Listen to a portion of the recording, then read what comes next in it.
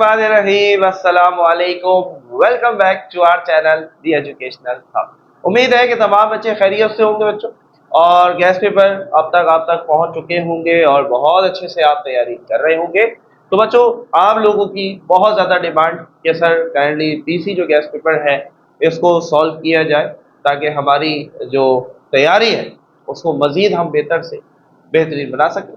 तो बच्चों, आज से हम इस सीरीज़ का आगाज़ कर रहे हैं और इंशाल्लाह इस सीरीज़ के अंदर हम 2025 पीसी गैस पेपर ना सिर्फ क्लास 10 बल्कि साथ साथ क्लास 9 जो है इनके भी इम्पॉर्टेंट जो गैस पेपर्स हैं उनको हम सॉल्व करेंगे आपके साथ मिल के।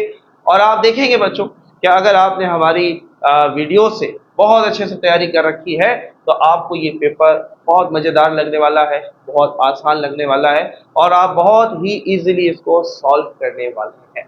तो तैयार है, शुरू किया जाए। आज की इस वीडियो के अंदर हम बात करने वाले हैं एमसीक्यूज की बच्चों। एमसीक्यूज को सॉल्व करेंगे और जो इम्पोर्टेंट चीज़ है बच्चों वो हमने यहाँ पर ये देखना है कि किस तरीके से हम एक एमसीक्यू को 2 से 3 एंगल्स से तैयार करेंगे। ज़रूरी नहीं है जो एमसीक्यू यहाँ दिया गया है एग्जैक्ट वही एमसीक्यू आपके एग्जाम में आ जाए।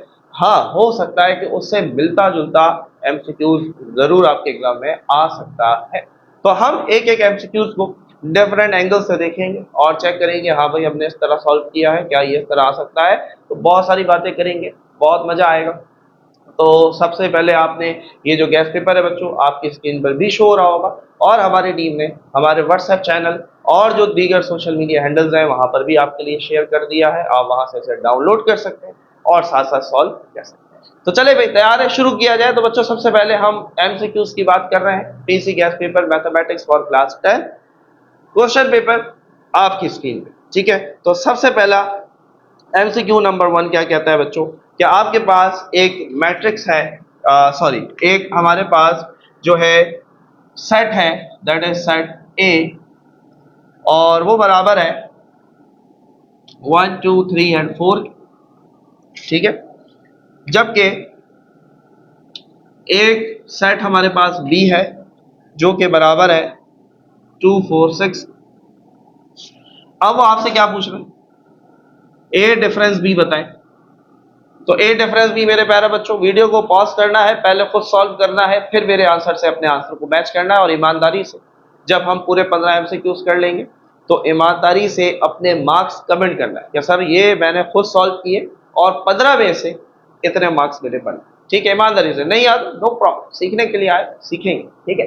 चलो भाई, ए डिफरेंस बी, तो सबसे पहले set A 1 2 3 4, difference B is 2 4 6। Difference में क्या करते हैं भैया, एक जैसा काट देते हैं बच्चों, 2 और 4, 2 और 4 मर गया। क्या करेंगे, क्या करेंगे, डिफरेंस के अंदर सिर्फ पहले के बचे हुए लिख देंगे। पहले सेट में क्या बचा, 1 और 3, क्या बचा 1 और 3। तो आपके क्वेश्चन पेपर पे पहला आंसर है 1,3। तो जिन बच्चों ने ये आंसर चूज किया तो आपने आंसर बिल्कुल सही चूज किया। क्लियर हुई बात, समझ में आता है को क्या मुश्किल। हाँ, अब इसको अगर हम अलग एंगल से देखें तो वो आपसे कह सकता है कि ए साइमेट्रिक डिफरेंस बी बताए। तो बच्चों मुझे बताओ साइमेट्रिक डिफरेंस में क्या होता है। तो बच्चों ने पढ़ रखा हमारे साथ साइमेट्रिक डिफरेंस में कट जाने के बाद एक जैसा एलिमेंट एलिमिनेट होने के बाद दोनों के बचे हुए लिख देते हैं, यानी कि 1 3 और 6। तो मुझे बताओ अगर पेपर में वो एमसीक्यू ये दे दे तो कर लोगे। हाँ भाई बोलो, हर एंगल से तैयार होके जाना है। क्लियर हो रही है बात। तो पहला एमसीक्यू नंबर 1 क्या आंसर आया जी, क्या आंसर आया 1,3। एमसीक्यू नंबर 2 पर बढ़ते बच्चों, मजा आ रहा। क्या कह रहे हैं जी, in the ratio L ratio M. हाँ भाई, एल रेशो एम, हम इस रेशो को ऐसे भी लिख सकते हैं, हमने पढ़ रखा। बोलो भाई, पढ़ा हमने, एल रेशो एम ऐसे लिखो या ऐसे लिखो, बात एक ही है। अब आपसे क्या पूछ रहा है कि एक रेशो है एल रेशो एम, इसके अंदर ये बताएं कि हम एल को, यानी कि डिनोमिनेटर के बजाय जो न्यूमिनेटर है, इसे हम क्या कहते हैं मैथमेटिक्स की जबान में। हाँ भाई, तो क्या कहते हैं, option is consequent, antecedent, relation या नन ऑफ दीज। तो याद रखो बच्चों, जब भी आपके पास कोई रेशो गिवन होता है, कोई फ्रैक्शन गिवन होती है, तो इसका जो न्यूमिरेटर है ये आपके पास कहलाएगा एंटीसीडेंट। क्या कहलाएगा? एंटीसीडेंट। बोलो भाई, बात clear?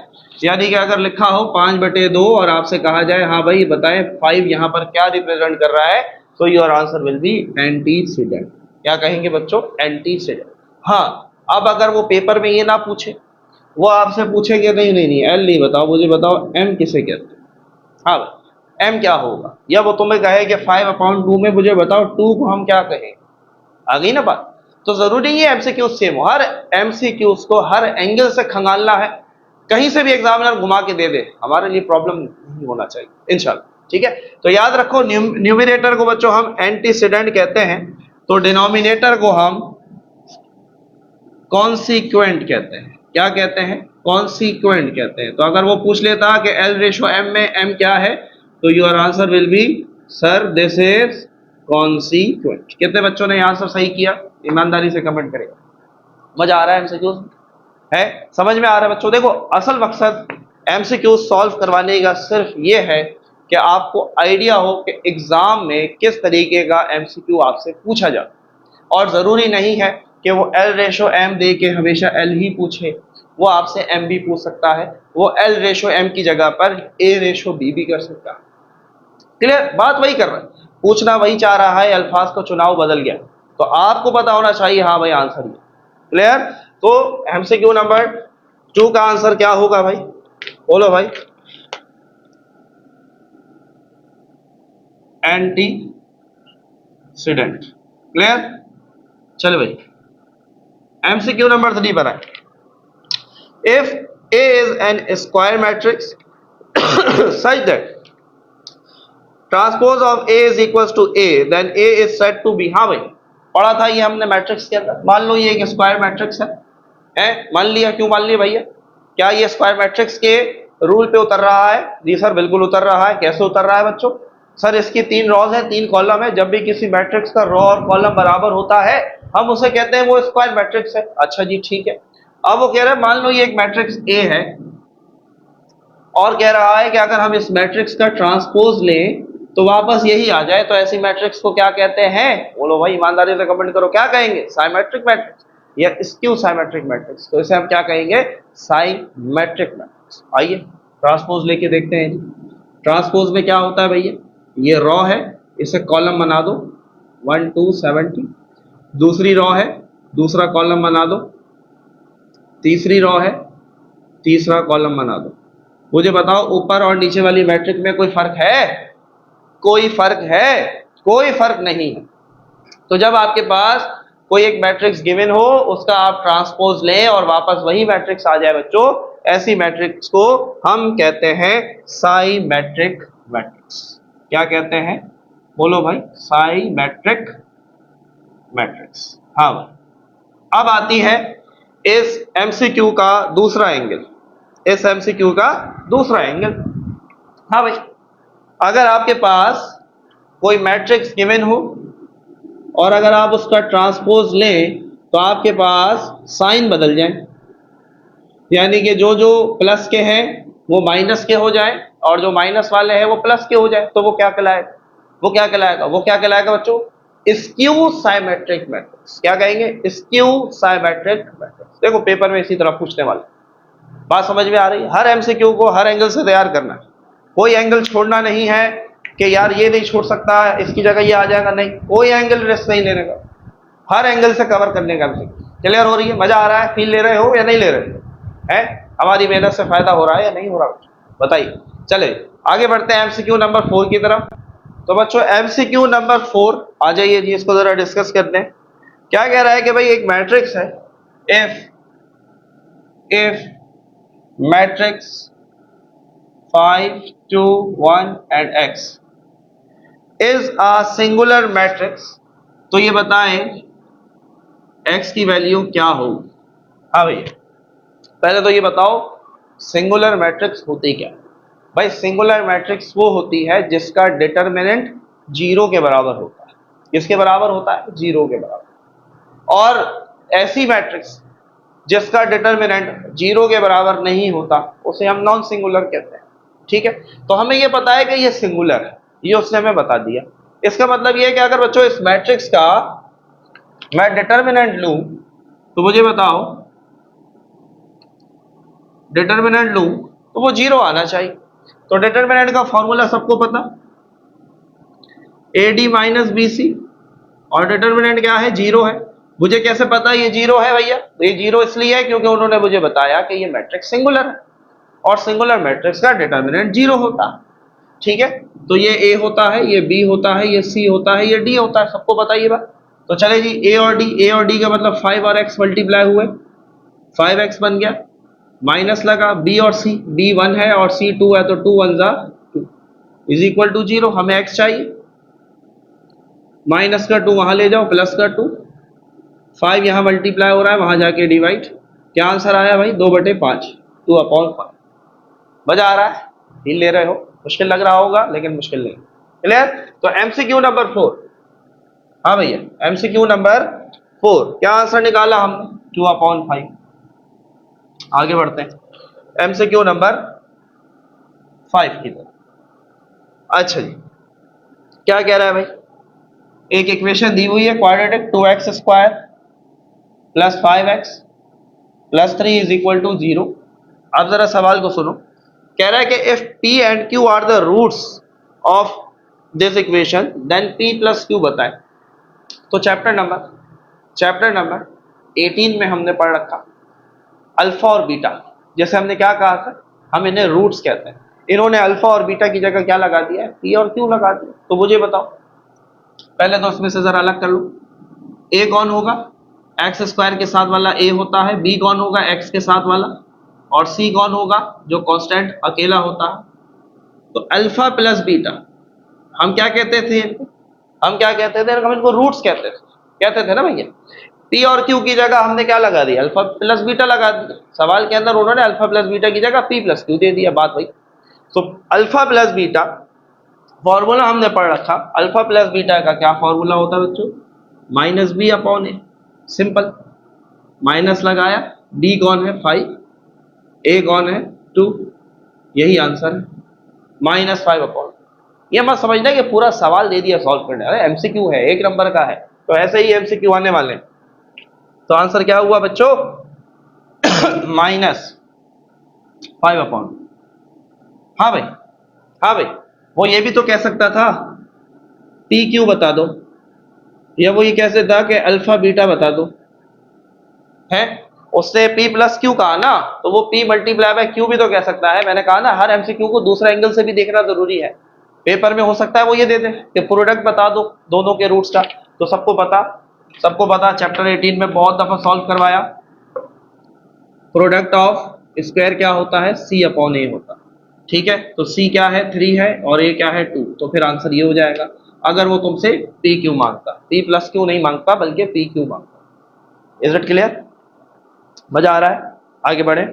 MCQ number 6, an improper fraction can be reduce into proper fraction by. भाई एक इम्प्रॉपर फ्रैक्शन दे दी आपको और आपने उसको प्रॉपर बनाना है। कैसे बनाओगे? डिवीजन करके बनाओगे। चैप्टर नंबर 21 पार्शियल फ्रैक्शन, बहुत मजे से, बहुत डिटेल में पढ़ा। क्लियर है बात? सही है, तो answer is division. Answer is division. Clear? आगे बढ़ते हैं। Number 7, the most repeated value in the observation. हाँ भाई, सबसे ज्यादा रिपीट होने वाली वैल्यू को हम क्या कहते हैं? बोलो भाई, क्या कहते हैं? मॉड कहते हैं सर, मॉड कहते हैं। ठीक है, बिल्कुल सही कहा अगर आपने मॉड कहा। आगे बढ़े। The positive square root of variance. भाई दो वेरियंस होते हैं, ग्रुप डेटा का, एक अनग्रुप डेटा का। अगर उसके ऊपर रूट लग जाए और उसका आप रूट निकाल लें तो वो हमारे पास क्या कहलाता है? स्टैंडर्ड डेविएशन कहलाता है। क्या कहलाता है? Standard deviation. क्लियर है बात? क्लियर है? चैप्टर नंबर 22 की कहानी है ये, पढ़ रखा होगा, वहां पढ़ाया है, बताया है। चलो भाई, these of the following are the side of right angle triangle. आहा, मजे का सवाल, बहुत कॉन्सेप्चुअल सवाल। भाई इनमें से बताओ कौन से 3 साइड राइट एंगल ट्राइंगल के होंगे, मुझे बताओ। राइट एंगल ट्राइंगल क्या होता है? ये होता है right angle triangle. Right angle triangle के लिए पाइथागोरस थ्योरम पढ़ा है? हबीब बैंक ऑफ पाकिस्तान है, पढ़ा है? ऐसे करके लिख दो या ऐसे लिख दो, बात एक ही है। तो बात समझ में क्या आ रही है? बात समझ में ये आ रही है कि दो नंबरों का स्क्वायर करो वो तीसरे के स्क्वायर के बराबर आना चाहिए। चेक करो। अब पहला ऑप्शन क्या है? 3 4 5। तो मुझे बताओ 3 का स्क्वायर 9, 4 का स्क्वायर 16 और 5 का स्क्वायर क्या होगा? 25। 16 और 9 क्या हुए? 25। 25 बराबर 25, यानी कि पहला ऑप्शन ही सही है, पहला ऑप्शन ही ठीक है। 3 4 और 5। बात समझ में आ रही है? दूसरा ऑप्शन चेक कर लो। 2 3 4, तो 2 का स्क्वायर 4, 3 का 9, 4 का 16, 9 और 4 13 बराबर 16 के। गलत हो गया। आ रही है बात समझ? क्लियर हो रहा है? मजा ले रहे हो? देखो थोड़ा थोड़ा कॉन्सेप्ट आ रहा है। आगे बढ़। The bisector of an angle of equilateral triangle divide the opposite side in the ratio. हाँ भाई, बहुत आसान सी बात है। एक इक्विलेटरल ट्राइंगल है। इक्विलेटरल ट्राइंगल क्या होता है? जिसके तीनों साइड बराबर है। तो आप जब भी इससे बाइसेक्टर ड्रॉ करेंगे सामने वाले का, वो हमेशा इसे दो बराबर हिस्सों में तकसीम करेगा। तो बराबर हिस्सों में जब तकसीम करेगा तो रेशो आएगा 1:1। क्या रेशो आएगा? 1:1। क्लियर हो रही है बात? Important MCQs. Number 11 a circle is example of curve. भाई सर्कल क्या है? एक कर्व है। और याद रखो सर्कल क्या होता है। क्या तुम इसे सर्कल कहोगे? क्या ये सर्कल है? नहीं भैया। क्यों नहीं है? क्योंकि ये क्लोज नहीं है। इसका क्लोज होना जरूरी है, बंद होना जरूरी है। So option number 1, simple and closed. Simple and closed. Clear हो रही है बात बच्चों? ज्योमेट्री है, सॉल्व करने की जरूरत नहीं है, तेज चलेंगे। The line touching of a circle at exactly 1 point. हाँ भाई, सब पढ़ाया हुआ है। सर्कल के किसी एक पॉइंट को टच करते हुए जो लाइन गुजरती है, क्या कहते हैं उसे? सर टेंजेंट कहते हैं। बिल्कुल सही कहा आपने, टेंजेंट कहते हैं। Number 30 a circle which touches all the side of triangle. हाँ भाई, ये भी पता है, ये भी बताया ड्रॉ करके। एक ट्राइंगल है और एक सर्कल ऐसा बना जो उसके तीनों साइड को टच कर रहा है। क्या कहते हैं उसको? उसको हम इन सर्कल कहते हैं। पेपर में हो सकता है ऑप्शन में इंस्क्राइब्ड दे दें, तो याद रहे इन सर्कल और इंस्क्राइब्ड एक ही बात है। क्लियर? मजा आ रहा है बच्चों? फील ले रहे हो? इस तरीके से एमसीक्यू को सॉल्व करना है। चलो भाई, MCQ number 14। The sum of the root of, एक इक्वेशन दिए और मुझे बताएं नेचर ऑफ रूट। बहुत बहुत ज्यादा डिटेल में पढ़ा। हम बताते हैं ना, हमने पढ़ा ये चीज कि हम जब रूट कैलकुलेट करते हैं, फॉर्मूला क्या था? डिस्क्रिमिनेंट का b² - 4 AC। मैंने जवाब ऐसे ही आपको बता दिया। इससे हम नेचर बताते थे। हाँ भाई, इसी से नेचर बताते थे। क्या नंबर है? नेचुरल नंबर है या हमारे पास, बोलो भाई, नेचुरल नंबर है, पॉजिटिव नंबर है, नेगेटिव है, ये सारी चीजें क्या कौन बताता है? डिस्क्रिमिनेंट बताता है। कौन बताता है? Discriminant. Clear? Last MCQ number 15। In a unit circle for point. हाँ भाई, याद रखो सर्कल के लिए x जो है ये cos थीटा होता है और y जो है वो sin थीटा होता है। तो उन्होंने क्या पूछा हुआ है? उन्होंने sin थीटा पूछा हुआ। तो मुझे बताओ sin थीटा किसके बराबर होता है? y के बराबर। तो अब मुझे आप ये बताएं मेरे प्यारे बच्चों, आपने 15 में से कितने मार्क्स लिए? ईमानदारी से कमेंट करेंगे और उम्मीद करेंगे इस एमसीक्यू सीरीज से। और आगे चल के इंशाल्लाह हम बच्चों सेक्शन बी और सी भी आपके साथ सॉल्व करेंगे। बहुत मजा आने वाला है, बहुत कुछ इंशाल्लाह सीखने वाले हैं। हमें रखें अपनी खुसूसी दुआ में याद। पढ़ते रहें, बढ़ते रहें। मिलते हैं आपसे नेक्स्ट वीडियो में। जब तक के लिए अल्लाह हाफिज।